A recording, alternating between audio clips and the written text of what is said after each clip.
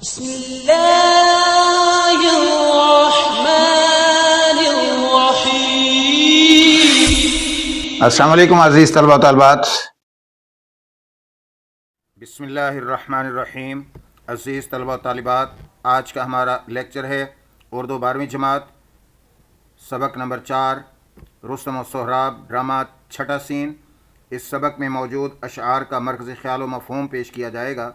Professor Chaudhry محمد شریف آرائیں۔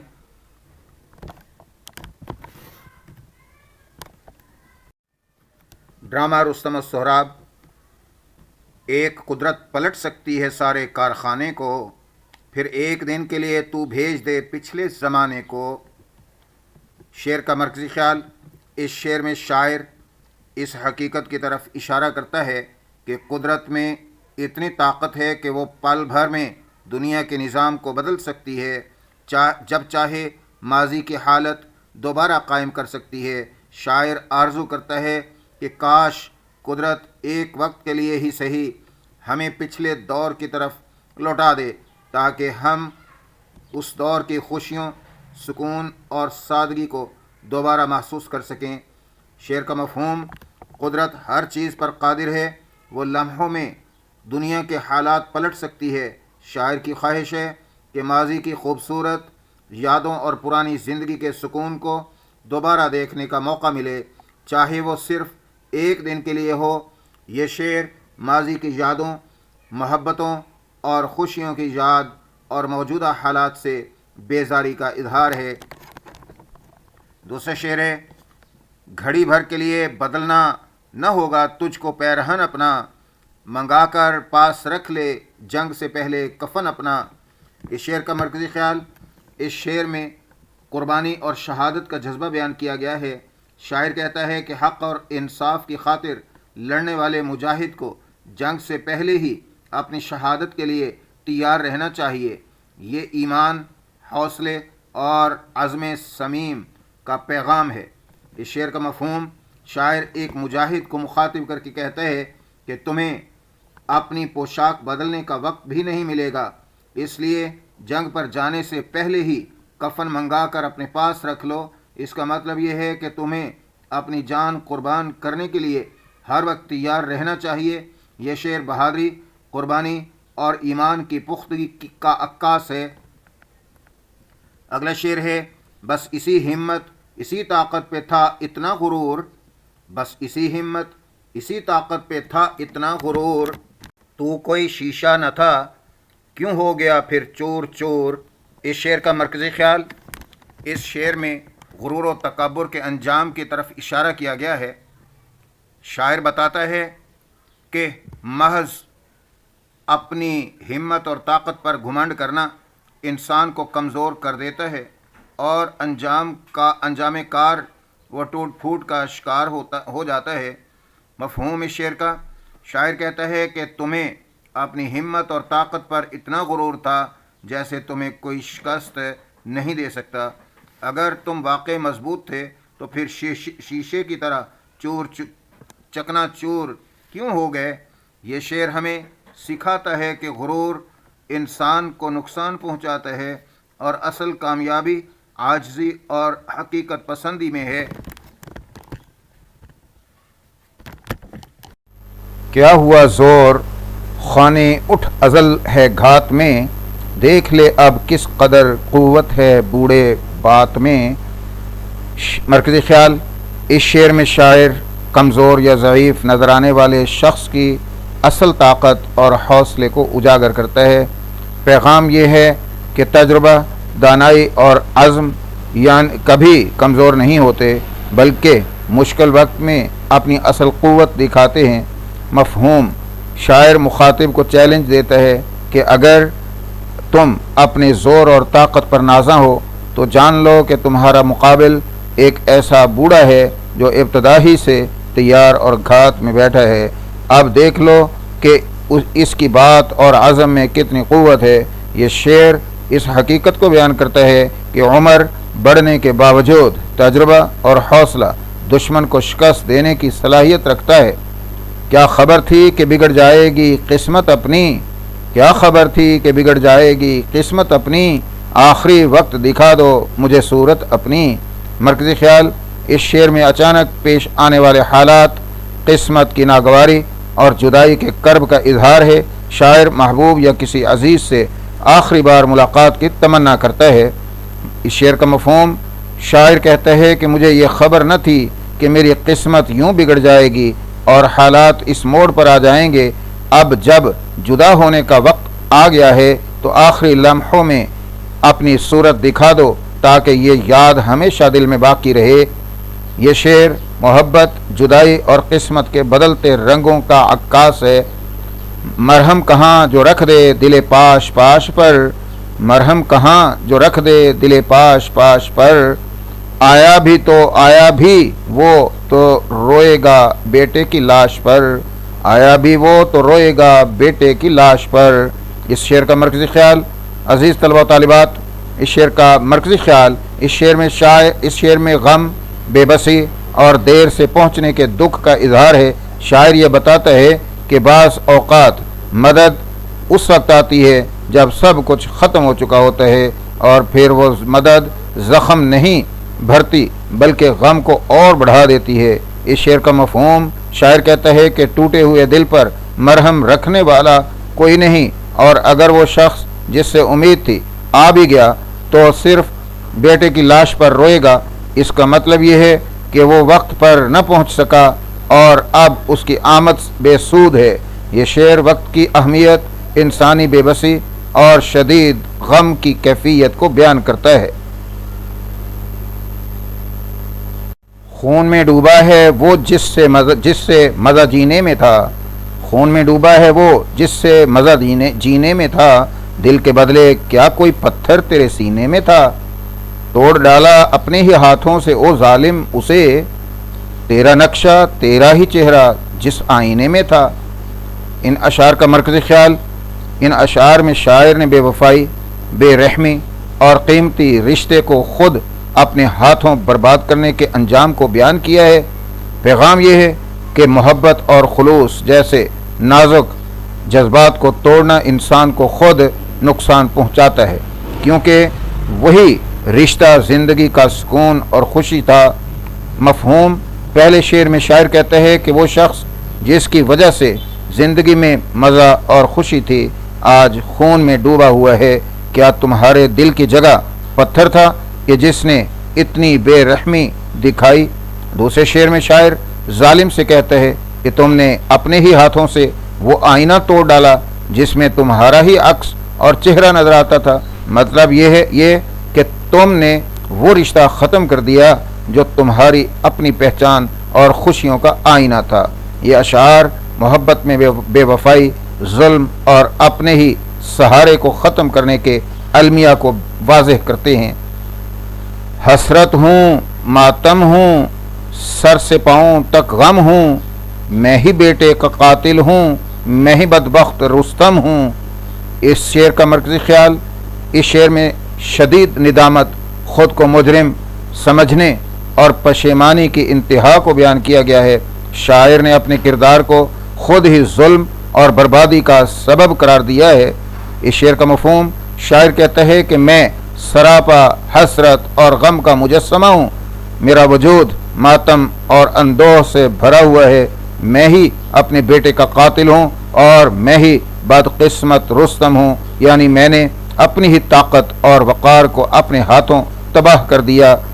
یہ شعر پچھتاوے، خود الزام اور دل کو کاٹنے والے احساس جرم کا عکاس ہے۔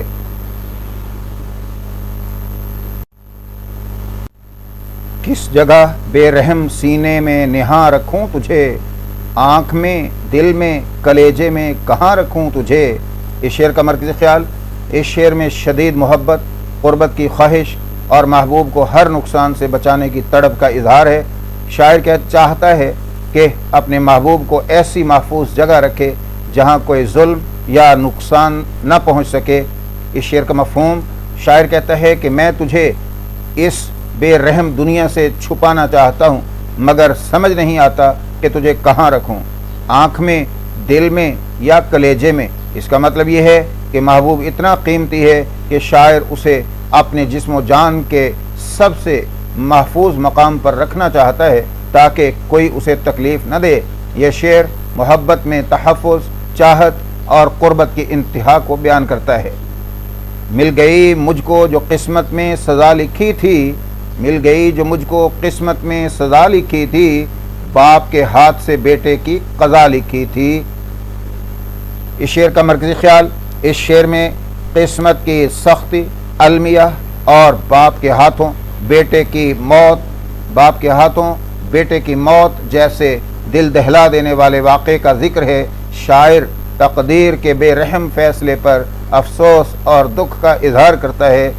مفہوم، شاعر کہتا ہے کہ مجھے وہ سزا ملی جو میری قسمت میں پہلے سے لکھی ہوئی تھی، اور وہ سزا یہ تھی کہ بیٹے کی موت میرے ہی ہاتھوں مقدر میں تھی۔ یہ شعر تقدیر کے ناقابل فراموش فیصلوں، غم جانکاہ اور باپ کے دل پر لگنے والے گہرے زخم کو بیان کرتا ہے۔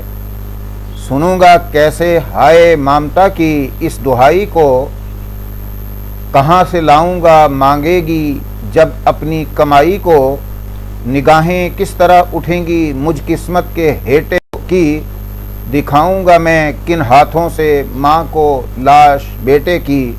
مرکزی خیال، ان اشعار میں شاعر نے ایک باپ کے شدید کرب، شرمندگی اور بے بسی کو بیان کیا ہے جب وہ خود اپنے بیٹے کی موت کا سبب بن جائے۔ یہ کلام ماں کی ممتا، بیٹے کی قربانی اور باپ کے دل پر لگنے والے گہرے زخم کا اظہار ہے۔ ان اشعار کا مفہوم، پہلے شعر میں شاعر کہتا ہے کہ میں ماں کی ہائے اور ممتا کی پکار کیسے سن سکوں گا جب وہ اپنے بیٹے کی زندگی اور محنت کا پھل مجھ سے مانگے گی تو میں کہاں سے لاؤں گا۔ دوسرے شعر میں وہ کہتا ہے کہ میں جو قسمت کا مارا ہوا ہوں، ماں کی آنکھوں میں کیسے دیکھ پاؤں گا، اور کس ہاتھ سے اسے اپنے ہی بیٹے کی لاش دکھاؤں گا۔ یہ اشعار ایک باپ کے دل کے ٹوٹنے، ضمیر کے ملامت اور ماں کے غم کی شدت کو نہایت مؤثر انداز میں پیش کرتے ہیں۔ ڈال دے جھولی میں تو میرے گلے شاداب کو، ہاتھ پھیلائے ہوں میں، دے دے میرے سہراب کو۔ مرکزی خیال، اس شعر میں ایک باپ کی التجا، بے بسی اور بیٹے کی واپسی کی تڑپ کو بیان کیا گیا ہے۔ شاعر اپنے بیٹے کو واپس پانے کے لیے گڑگڑاہٹ اور دعا کے انداز میں فریاد کرتا ہے۔ شعر کا مفہوم، شاعر کہتا ہے کہ میری جھولی میں میرا شاداب پھول یعنی بیٹا واپس ڈال دے، میں ہاتھ پھیلائے کھڑا ہوں، مجھے میرا سہراب لوٹا دے۔ یہ شعر ایک باپ کی محبت، اولاد کی جدائی کے غم اور اس کی واپسی کی شدید خواہش کا عکاس ہے جو گہرے جذبات اور تڑپ سے لبریز ہے۔ اس سے آگے عزیز طلبہ طالبات، اسی مشق کے اندر کچھ مختصر سوالات ہیں، ان کے جوابات حاضر خدمت ہیں۔ سوال الف ہے، رستم اپنے پروردگار سے کس بات کی دعا مانگتا ہے؟ جواب، رستم اپنے پروردگار سے اپنے بیٹے سہراب کی زندگی اور سلامتی کی دعا مانگتا ہے۔ سوال ب، کس خیال پر سہراب کی روح کانپ اٹھتی ہے؟ جواب، جب اسے یہ خیال آتا ہے کہ شاید وہ اپنے ہی باپ کے ہاتھوں قتل ہونے والا ہے تو اس کی روح کانپ اٹھتی ہے۔ سوال جیم، رستم نے یہ کیوں کہا کہ بہادر اپنا وعدہ نہیں بھولتا؟ جواب، رستم نے یہ اس لیے کہا کیونکہ وہ چاہتا تھا کہ سہراب لڑائی کے معاہدے اور وعدے کو یاد رکھے اور اس سے پیچھے نہ ہٹے، کیونکہ بہادری کا تقاضا وعدے کی پاسداری ہے۔ سوال دال، سہراب کے پوچھنے پر رستم اپنا کیا نام بتاتا ہے؟ سہراب کے پوچھنے پر رستم اپنا نام بتانے سے گریز کرتا ہے اور خود کو ایک عام ایرانی سپاہی ظاہر کرتا ہے۔ سوال، رستم کو کب معلوم ہوتا ہے کہ سہراب اس کا بیٹا ہے؟ جواب، جب لڑائی کے دوران سہراب شدید زخمی ہو جاتا ہے اور اپنی ماں کا نام اور حالات بتاتا ہے اور نشانیاں بتاتا ہے، تب رستم کو حقیقت معلوم ہوتی ہے کہ سہراب اس کا بیٹا ہے۔ سوال واو، حقیقت معلوم ہونے پر رستم کس طرح کے رد عمل کا اظہار کرتا ہے؟ جواب: حقیقت جان کر رستم پر صدمے کی کیفیت طاری ہو جاتی ہے۔ وہ شدید غمگین اور نادم ہو کر روتا ہے اور اپنے بیٹے کو بچانے کی ہر ممکن کوشش کرتا ہے۔ سوال ز: سہراب اپنی ماں کے نام کیا پیغام دیتا ہے؟ سہراب اپنی ماں کے نام پیغام دیتا ہے کہ وہ صبر کرے اور یہ جانے کہ اس کا بیٹا باپ کے ہاتھوں مارا گیا ہے، اور یہ کہ وہ اسے ہمیشہ یاد رکھے۔ سوال ہے: مرتے ہوئے سہراب کی زبان پر کیا الفاظ تھے؟ مرتے ہوئے سہراب کی زبان پر اپنی ماں کا نام اور باپ کے لیے موافی کے الفاظ تھے۔ سوال توئے: رستم غش کھانے سے پہلے دیوانوں کی طرح کس کا نام پکارتا ہے اور کیوں؟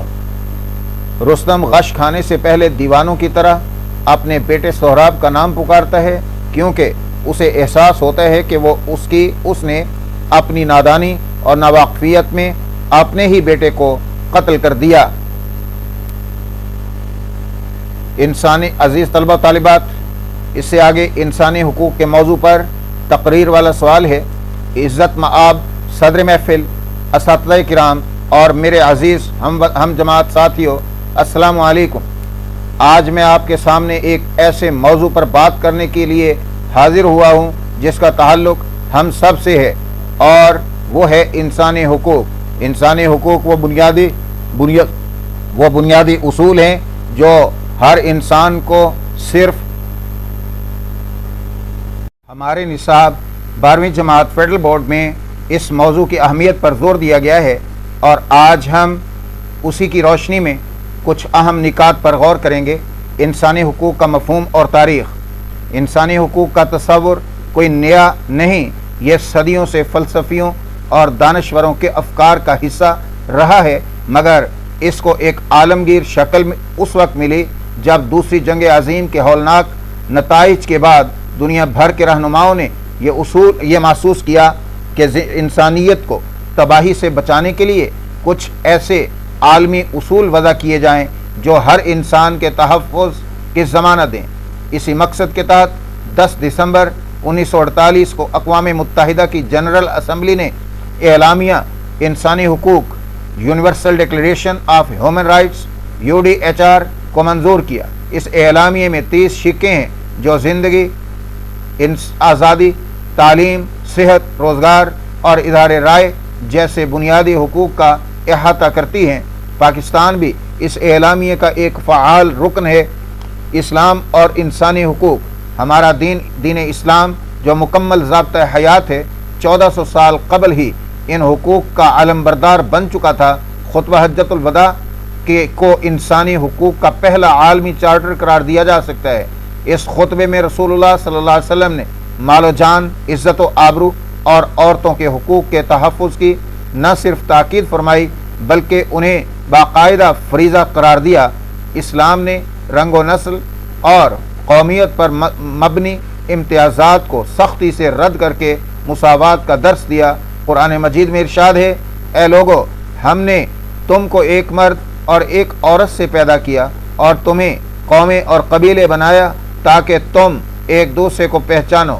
بے شک اللہ کے نزدیک تم میں سب سے زیادہ عزت والا وہ ہے جو تم میں سب سے زیادہ پرہیزگار ہے۔ پاکستان میں انسانی حقوق کی صورتحال۔ پاکستان کا آئین بھی انسانی حقوق کے تحفظ کی ضمانت دیتا ہے۔ آئین کے آرٹیکل 9 سے 28 تک میں بنیادی حقوق کی تفصیلات موجود ہیں، جیسے زندگی اور آزادی کا حق، مساوات کا حق، مذہب کی آزادی کا حق اور تعلیم کا حق۔ ہماری حکومت نے بھی اس ضمن میں کئی اقدامات کیے ہیں، جیسے قومی کمیشن برائے انسانی حقوق کا قیام، جس کا مقصد انسانی حقوق کی خلاف ورزیوں پر نظر رکھنا اور ان کے تدارک کے لیے سفارشات پیش کرنا ہے۔ تاہم ہمیں یہ تسلیم کرنا ہوگا کہ ان حقوق کی مکمل پاسداری ابھی بھی ایک چیلنج ہے۔ غربت، ناخواندگی اور صنفی امتیاز جیسے مسائل آج بھی معاشرے میں موجود ہیں۔ ہماری ذمہ داریاں انسانی حقوق صرف مطالبہ کرنے کا نام نہیں بلکہ ان کی پاسداری ہم سب کی इज्तिमाई ज़िम्मेदारी है। हमें बतौर नौजवान इन हुकूक की अहमियत को समझना और उनका एहतराम करना चाहिए। हमें ये भी याद रखना चाहिए कि हमारे हुकूक की हदूद वहीं तक हैं जहाँ तक दूसरे के हुकूक शुरू होते हैं। हमें अपने ख़ानदान, दोस्तों और मुआशरे में हर फ़र्द के साथ बराबरी और इंसाफ का सलूक करना चाहिए। तालीम हासिल करके और शऊर बेदार करके ही हम एक ऐसा मुआशरा तश्कील दे सकते हैं जहाँ हर इंसान को उसका जायज़ मकाम मिले। खुलासा, आज की इस मुख्तसर तकरीर का खुलासा ये है कि इंसानी हुकूक हमारी ज़िंदगियों का एक बुनियादी हिस्सा हैं। ये वो उसूल हैं जो हमें इंसान होने का एहसास दिलाते हैं। हमें न सिर्फ इन हुकूक का इल्म होना चाहिए बल्कि इनका अमली इतलाक़ भी हमारी ज़िंदगी का हिस्सा होना चाहिए। ये एक ऐसा सफ़र है जिसमें हम सब को मिलकर चलना है ताकि हम एक बेहतर और ज़्यादा मुनसिफ़ाना मुआशरा कायम कर सकें। शुक्रिया। अल्लाह हाफिज़। Urdu professor YouTube channel Urdu lecture series के आज के लेक्चर के साथ उर्दू प्रोफेसर यूट्यूब चैनल से प्रोफेसर चौधरी मोहम्मद शरीफ आरआई आपसे इजाज़त चाहते हैं। देखते रहिए उर्दू प्रोफेसर यूट्यूब चैनल को शेयर, लाइक और सब्सक्राइब करना मत भूलें। घंटी के निशान को भी ज़रूर दबाएं ताकि हर नए लेक्चर से आपको आगाही मिलती रहे। शुक्रिया। अल्लाह हाफिज़।